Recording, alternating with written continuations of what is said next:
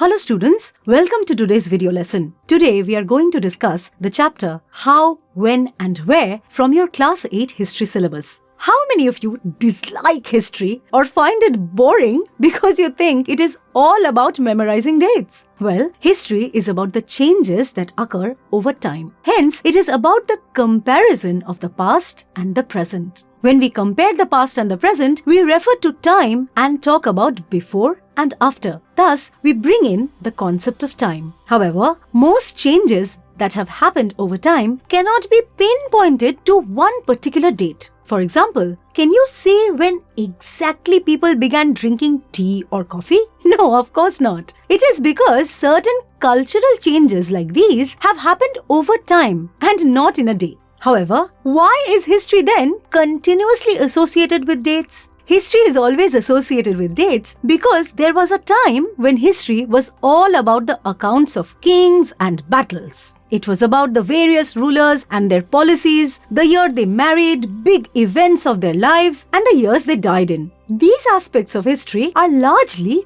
date dependent. There are, however, some sociological aspects of history, like how the people of past times earned their livelihoods, what constituted their regular diets, how cities and markets developed, or how cultures spread, which are not dependent on dates. How do we decide which dates are important? What are the criteria for choosing a set of dates? Dates become important when we focus on a particular set of events. For example, the British historians in India have largely focused on the rules of each Governor-General at various points in time. They began their accounts from the first Governor-General, Warren Hastings, and ended with the last Viceroy, Lord Mountbatten. In between, there is also mention of a string of other Governor-Generals and Viceroys like Wellesley, Bentinck, Dalhousie, Lytton, Canning, and Curzon. All dates in history focused on the activities, policies, achievements, and official appointments of these personalities. However, history can also be written and studied from various perspectives. It is like studying a picture from a lot of different angles. From a different angle, we can focus on the lives and activities of various classes and groups of people. Thus, to consider this aspect of history, we need a new set of dates and cannot weave our history around the lives of British officials in India. Have you ever thought why history is separated into various chapters? Well, this is done to maintain some coherence or consistency in the storytelling. Similarly, history is divided into different periods to capture the characteristics of a time and also focus on its central features. Thus, the terms which we use to differentiate or demarcate the different time periods become important as they reflect our ideas about the past. They highlight how we see the significance of the change from one period to the next. In 1817, James Mill, a Scottish economist and political philosopher, published his 3-volume work, A History of British India. In his work, he divided Indian history into 3 periods: Hindu, Muslim, and British. This classification was widely accepted. Mill further considered all Asian societies as uncivilized compared to Europe. In his accounts, he had mentioned how Hindu and Muslim despots ruled the country before the British came to civilize India. In fact, he had suggested that the British should conquer all the territories of India in order to ensure the natives' enlightenment and happiness. Moreover, he was of the opinion that India was not capable of progress without British help. However, Mill's periodization of history into Hindu, Muslim, and British categories is problematic. We cannot refer to any period of history by one single religion, as a variety of different religions existed in India simultaneously at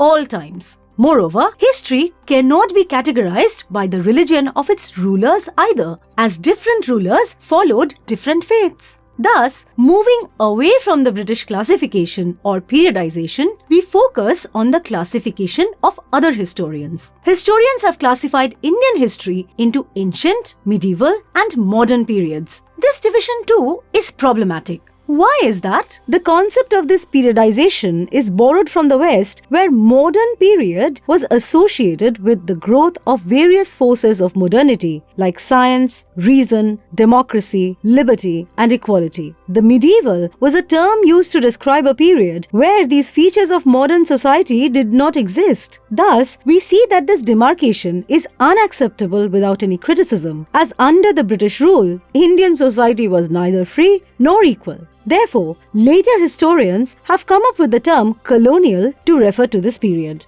The process of subjugation of one country, called the colony, by another, called the mother country, in all fields such as political, economic, and sociological, including large-scale exploitation of resources, capital, and labor, is referred to as colonization. In your course of study, you will come across the various ways the different classes and groups of the society face these changes or the subjugation. How will we learn about such times as the colonization period? What sources do historians use in writing about the last 250 years of Indian history? Historians have used administrative records and survey reports of the British administration to write their accounts of the past. The British believed in the importance of the act of writing. Thus, every instruction, plan, policy, decision, agreement, and investigation were officially noted down. Official record rooms were also set up to preserve these official documents. The village tehsildar's office, the collectorate, the commissioner's office, the provincial secretariats, and the law courts all had their record rooms for preservation of administrative details. Archives and museums were also set up, which still prove useful.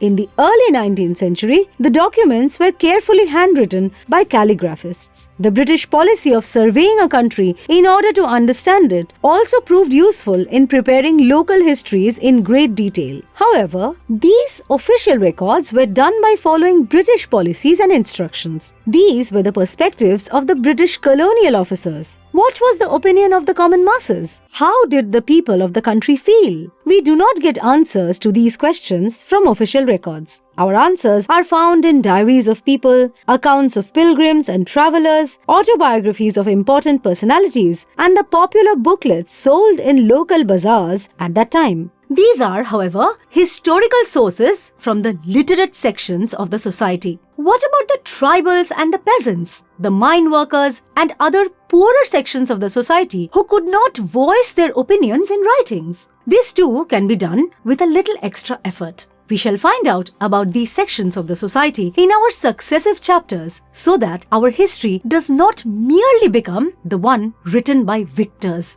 History should empower us with understanding and the awareness of certain social and political processes that have shaped the world we have come to inhabit. With that, we come to the end of today's video lesson. See you soon in our recap session.